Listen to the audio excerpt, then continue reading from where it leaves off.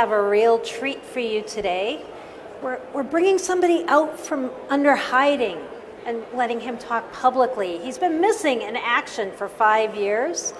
This is my friend Don Box, distinguished engineer at Microsoft. Hello, Don. Hey, MJ, how you doing? I'm good. How about you? It's so nice to see you again after 5 years. It's fantastic seeing you as well. Thank you. Thanks. So I just wanted to start this by having you explain, where the heck have you been for 5 years? So I've been busy building products. Okay. It's funny, I've given a couple talks in the last month, and I was up on stage in China, and I realized, wait a second, I haven't done this for like 5 years. Yeah. So I've been pretty busy. I would say the last 5 years have been an interesting journey. I went to work in Xbox. Yep. In beginning of 2011. Mm-hmm. And at the time, we're very focused on building Xbox One. Right. It was a very secret project, so there was no public, engagement whatsoever. I actually did wind up giving a couple talks, but they were at NDA events. Oh, okay. And so we shipped Xbox One, and then I went to go work in OSG on the broader OS. I kind of, we've been working on the Windows 10 thing, and we finally, been starting to tell our story this calendar year, and that's what kind of brought me out. Yeah, that's great. I have to tell a little story, because my job is, I'm a reporter. When Don went to the Xbox team, I knew you went to the Xbox team, and a lot of us who were watching Microsoft at the time were speculating, what's he doing on the Xbox team? Like, here's a guy who's been working on things like declarative programming languages and all that kind of stuff, and suddenly he's on the Xbox team. Yeah, it was definitely a bit of a non sequitur. It was. I was on this project called Oslo. Oslo wound down, and I kind of, roamed the earth of Microsoft, figure out what I wanted to do next. And I went to go work for Ray Ozzie. Oh, really? And we had this project called Scotch, which is a TV project. We became part of Xbox. Okay. And then we wound up, doing Smart Glass and then Xbox One. And it was really just, it was about people. Yeah. Meeting Ray Ozzie was a big deal. Yeah. Meeting Boyd Moulter was great. Yeah. So I just found these people I wanted to go work with. Right. And I followed the people as opposed to the tech. Yep. Well, part of the way I found out what you were doing is I looked up your LinkedIn profile. Uh-oh. And there were some things on there that was good, that was helpful. But now you have a title, besides Distinguished Engineer, that's kind of complex. That involves silicon, right? And graphics. On Xbox One, I was the dev manager for the OS team, for the platform team. Okay. So we did everything from kernel, silicon, graphics, media, everything. And then, when we kind of changed the way we're building the operating systems, I wound up, I was happy to become the guy who's in charge of all of the silicon, graphics, and media for all the products. So what does that mean, actually? What do you do in that role? So what my team does is we deliver the graphics stack. So right. DirectX 12 is obviously a big initiative for us. And we deliver that on all the products, right? So we do that on PCs, on phones, on Xbox, on HoloLens, on the IoT SKUs, on everything. Okay. We also have the media stacks, all of the audio. Basically, if you can see it or hear it, someone on my team made it happen. Okay. Because all of the visual and audio output on the box goes through my team. Okay. And then all of just the grungy silicon stuff. Like whenever, Intel or Qualcomm or a silicon vendor has a new piece of silicon, someone's got to go do the bring up. Right. And that's what my team does. Okay. And it's kind of like a generalization of what we did on Xbox, where we had exactly one piece of silicon, exactly one product we had to go build. This project's actually much more complex, simply because we're balancing, multiple silicon bring-ups, multiple products. Right. And so that's what I do. Okay. How much are you involved in what we've heard a lot here at Build about, which is the Universal App Platform? I mean, how does that play in with what you guys do? Well, so it's a huge part of my job. Yep.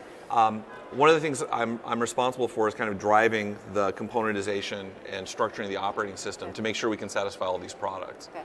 If you look at how we built Windows Phone 8 and Xbox One when we originally built them, you had different groups doing very isolated partitioning of the operating system. Okay. So if you look at the subset of Windows that ships in Windows Phone 8, and you look at the subset of Windows that ships on Xbox One, there's a lot of overlap, but there's a lot of somewhat different decisions. Right. And one of the things I wanted to do when we set up OSG was I wanted to make sure that we could do that in a structured way. in a way that would help everybody. Right. Because as we saw things like, Athens, which is the IoT Yep. edition, if we look at HoloLens, we were about to, explode the Yeah. combinatorics of the ways we combine, the Windows code base. So, so what we do is we basically, at the beginning of the project, we put all the cards on the table, looked at all the products we had to go build, and then kind of figured out how to stratify the OS in such a way that we would have a predictable platform that would span all of these devices. Here at this conference, one of the biggest announcements was around iOS and Android developers and how Microsoft's trying to bring them to the platform. Yes. How is that going to change what constitutes the common core and the common underlying platform? Is it going to change it at all? I don't know that it has a deep impact on the core Okay. platform. I mean, the core platform there is to go run code. Right. The fact that we're able to go run Android code or iOS code Right. is a virtue of the fact the platform's pretty general purpose. Right. So I don't know that there's a lot of deep changes we're making in the OS that accrues to everyone else. Okay. I mean, we're absolutely committed to going to make those code bases work well on Windows. But I think in terms of the general way the system works, we definitely have our own platform. Yeah, okay. I wish we had a Surface Hub right here, because I remember you used to always draw these amazing architectural diagrams to explain things. And I'm trying to still get my head around the idea of, with this Common Core and Common Store and all, what do these new layers look like, right? So I know there's the universal app platform layer. There's also a universal driver framework, right? Where does that fit in also with that? Well, fundamentally, we have a bunch of operating system code that we build. Right. And it has a surface area that is exposed to ISVs, which is the app platform. Right. It has a surface area that's exposed to IHVs and silicon vendors, which is the driver and device platform. It's the same product. Yep. It's not like we have two different platforms. Right. I mean, we have Windows 10. Yeah. And in many ways, a lot of what Windows 10 has been about is coming up with a way to think about our code base and our product line Yep. such that we have a consistent platform for ISVs, for app developers, and for Right. game developers. Yep. And a consistent platform for device makers, Yep. IHVs, and silicon vendors. So it's really a manifestation about the way we're constructing the operating system. Okay. I don't know if that helps or not. It does, it does. I'm kind of thinking back and showing my age here a little on this, but I remember when you guys were building Windows 7 and the whole idea about min-win, right? And how you guys were trying to decouple things that were all kind of enmeshed in Windows and make it kind of make more sense, right? Separate things out so you could basically set up for what you're doing now. I'm curious how you feel that's evolved and how does that play I would out? say Windows 10 is the next natural step in the evolution. Like Okay. if you, min-win was ages ago. It was. Right? Yeah. And it was the first stab I think we took at kind of stratifying the operating system and coming up with more discipline about dependency management and layering. Right. Each iteration we've done more and more of that. Yep. Certainly when we built Xbox One, right, we benefited from a lot of the evolution of that work, which at the time I think was called Core System. Right. Yeah. Right? Right. And we certainly built on top of that and came up with our own partitioning, as did the phone team. And really, if I look at Windows 10, it's the generalization of that next layer in the strata, Yep. right? That actually is a layering that makes sense for all of these client SKUs Okay. to be able to have a single way to go write an app that runs on all of these devices that we love to talk about. Okay. So it's a Yeah. natural evolution of that work. Yeah. Yeah. With Xbox One though, at some point you're going to bring Windows 10 to that platform in some way, right? Can Yes. you say anything about that right now? Well, to be clear, and I think we've been pretty open about it, we run a version of Windows 8 on it today. Right, yes. So if you're playing, your Xbox One, there's a copy of Windows 8. In fact, we run 3 operating systems on Yep. that box. But the one that, kind of people focus on is the system OS, which is where the shell runs, it's where all the apps run. Yep. It's where a lot of the system services run. That is based on a snap of Windows 8 that we took back in 2012. Yep. Right? And we're in the process, of course, just of bringing that code base into Windows 10. Yep. And we're making good progress on it. I Yeah. think it's very promising. I think we're all pretty excited about it. Yep. Yep. And the promise of being able to do it is we will have the same code base, the same API surface area, the same behavior Yeah. across Xbox as well as these other devices. I mean, so is it oversimplified to say there might be a case where somebody wants to run an enterprise app on Xbox and they could do it? I mean, I know there are things you could do versus what makes sense, right? Well, I mean, it's a great question. If we're talking about an existing enterprise app, Yeah. somebody wrote in WinForms or WPF, any of the technologies we all know and love for enterprise guys. The answer is that's not going to happen. Okay. Right? I'll just let me just start Just there. say that. Again, when we talk about stratifying the operating system, what we did for Windows 10 was we identified a line of shared functionality, shared components, and shared APIs and DDIs that make sense on every single device. Okay. Right? And that did not include all the things it takes to go run enterprise apps. Right. Those things, like the things it takes to go make WPF Right. and WinForms work, certainly ship on the desktop SKUs, but that's Yeah. the only place they ship. Okay. Just like there's things that only ship on the phone Right. editions, and Yeah. there will be things that only ship on the Xbox edition, and so Right. on and so forth. Yep.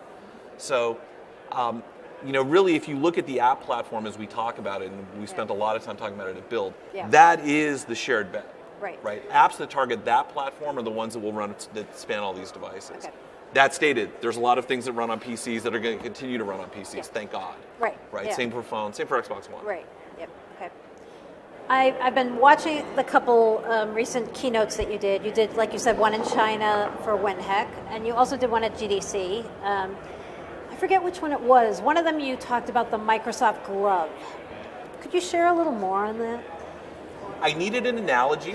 I was talking about this stratification of the OS and the Right. fact that we have this common platform Right. that we deploy to all these different form factors. Right. And I was saying, spontaneously, I needed an N+1 form factor. I thought, shoulder pads or chastity belt would probably not have been appropriate for that talk. Maybe not. So I held my hand out and I said the glove. I know of no project that is a Microsoft glove. Okay, really? Really. Okay. Honest engine, buy a stack of Bibles. I was sitting there Perjury. watching your talk, and all of a sudden I was kind of half listening at one point, and I heard Microsoft Glove, and I'm like, Don, just announce the Microsoft and Glove. I realized as soon as I said it that it's entirely possible there is a Microsoft glove, and I'm going to get hate mail from some VP when I got back.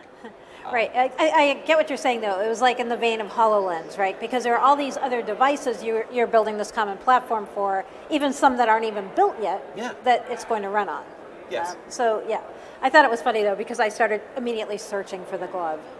And, I have not yet found it. MJ, if you find the Microsoft glove, I will sign it for you. Okay. I'll pose in a picture with you with it. I would love nothing more than to have a Microsoft glove, but I know of no such device. Okay. I'm still kind of curious about this Xbox move that you made in your career, the shift to the Xbox. And first I was wondering if you are a gamer or have become a gamer. No, I'm absolutely a gamer. You are, yeah. I remember I joined the company back in 2002 within a month of the original Xbox launching. Oh, yeah. And part of the whole recruiting is they were nice enough to send me an Xbox. Nice. And yeah, I play, we're definitely we were an Xbox household, Yeah. independent of all this. Uh-huh. I play a lot of Xbox. I'm a fairly narrow gamer. I only play whatever the most recent Call of Duty is. Okay. So I'm reasonably good, but if you follow me on Xbox Live, my gamer score is not all that high simply because first-person shooters typically don't reward lots of global gamer score. Ah, okay. So my reputation is actually greater if you're in Call of Duty Okay. universe as opposed to being in the broader population. Are you sharing your gamer tag today or not? It's Gwidboy. Okay. So I again, recalling when you went to Xbox, everybody was thinking maybe because I also know you're a musician. I think you still play also, right? And I was kind of curious if you were going to do something with Xbox Music or if you got involved in that at all. I had nothing to do with Xbox Music. No. Okay. Yeah, and again, it was the reason I fell into Xbox was not because I was a hardcore gamer and always aspired to do Yeah, that. It was sure. I want to go work with those people, right? Yeah, I met people on entrance, and then once I was in, it only got better. Right. And the experiences I had building Xbox One with all these people who are so much smarter than me, I just learned so much. It was fantastic. Yeah. That's an interesting point. Can you talk at all about things that you learned doing the Xbox operating system that you think are very much applicable to these other platforms? Like, are there things the Xbox team was kind of pushing the envelope on or doing that has benefited now, like phone and the Surface Hub and HoloLens even? That's an interesting question. We certainly, if I look at the deep bets we made on Xbox One, which we're watching kind of like bear fruit on Right. the broader platform. Some people know this, some people don't. Xbox One runs 3 operating systems Right. simultaneously. Yep. right? We basically boot a very minimal host OS, Right. which runs the hypervisor, and then we launch the system OS, which is where all the apps run. Yep. And then we have this very tuned partition, another VM, Yep. where we run the games. We did that for a variety of reasons. One of the biggest reasons we did it was we wanted resource partitioning, Yep. right? Because if you look at the console programming environment, right, you have this fixed function hardware that lives for multiple years, and developers are very used to having nothing else happening on the box. Right. Like when you run an Xbox 360 game, it's as if we've effectively rebooted the machine. Right. Right? There's not a lot of other Microsoft code running when Right. you're playing Call of Duty on your 360. And so we wanted to be able to give that kind of resource isolation and guarantees. And we looked at the tools that were available to us at the time, and that was the most expedient way to do it, which was to basically use a VM to go enforce it. Yeah. And if we look at things like in DirectX 12, DirectX 12 today, which is on both Xbox One, is coming to Xbox One and coming to Windows 10. And Right. it will ship with Windows 10. Yep. Those same ideas of having dedicated resource allocations that a game can predictably know, I need this page of memory, it's going to be there for me no matter what else is happening on the box, this is mine and it will stay mine. Yeah. Those ideas, we're kind of starting to see become more generalized. That's probably the biggest thing that Yeah. happened in Xbox One that I kind of see moving forward. Yeah. Well, I remember when you guys first talked about the architecture of the Xbox One operating system. When we started hearing about the virtualization, and we knew Dave Cutler had been working on that, it was suddenly like, oh wait, there's 3 operating systems on here, pretty much, right? Yeah. I mean, that's not going to be the case on other devices, right? I mean, Oh, no. No. I mean, look, we used a very, very coarse-grained tool Right. to enforce the resource boundaries, Yep. and it was the right thing for the time on that product. Yep. As a general model, I think that we have more knobs and tools that we can go deploy. Yeah. Using something as coarse-grained as a VM, Yeah. I don't think is the general model. Right, okay. But it was great for Xbox. Yeah. I mean, we could not have built the product had we not done that. Yeah.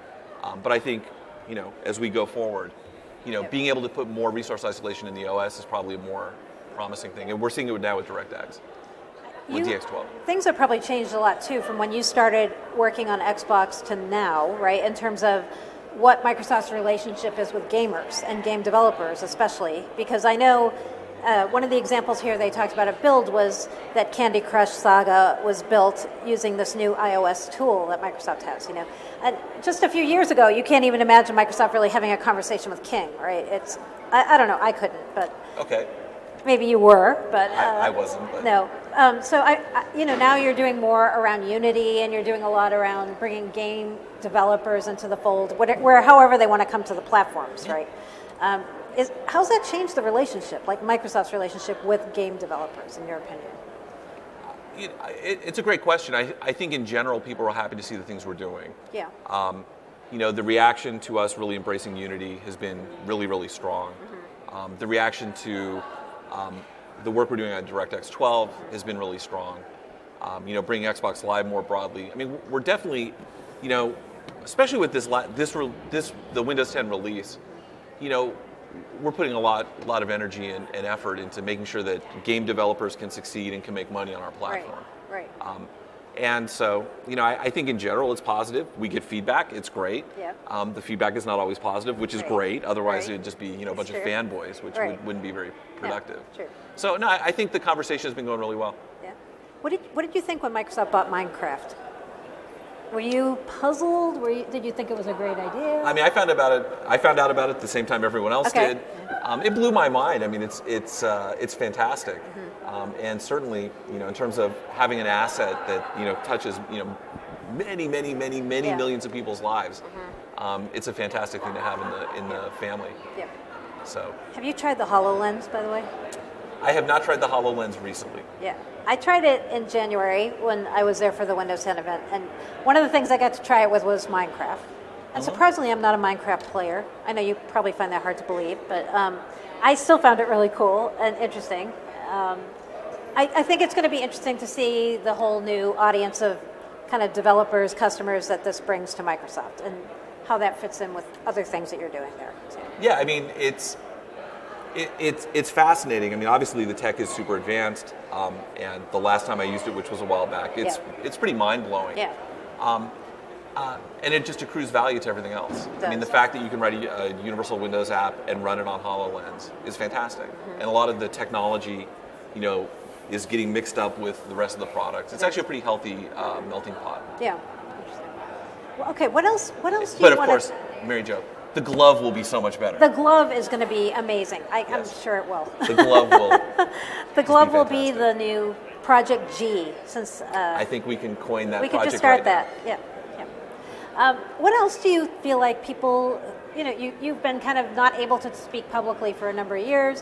What do you publicly to us, I should say? What do you think we don't understand right now? Us being the Microsoft community about where you guys are going with the underlying platform, the underlying technology. Like, what don't we quite get that you want us to get?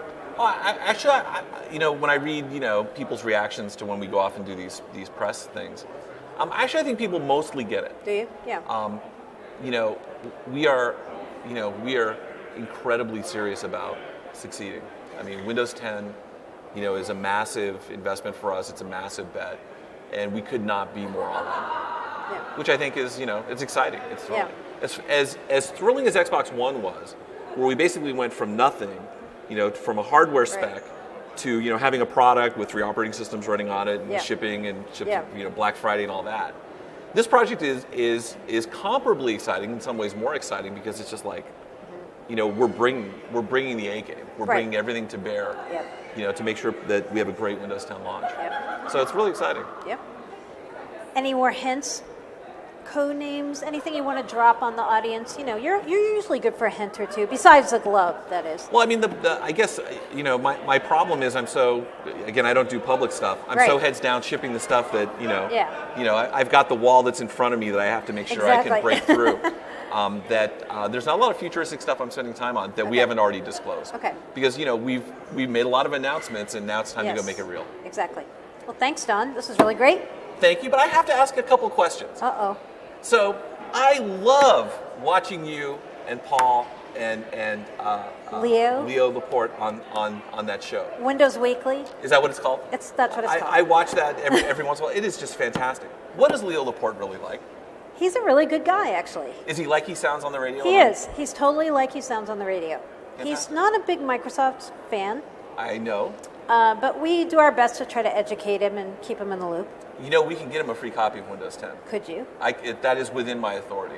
Nice. I've heard some people get it for free, but I'm sure he would get a better free copy. I can get him 2. 2? Woo! Yes. Okay. Fantastic. We'll tell him. We'll tell him because we're going to see him this week. Great. Cool. Thanks. Yeah. Thank you, Don. Great.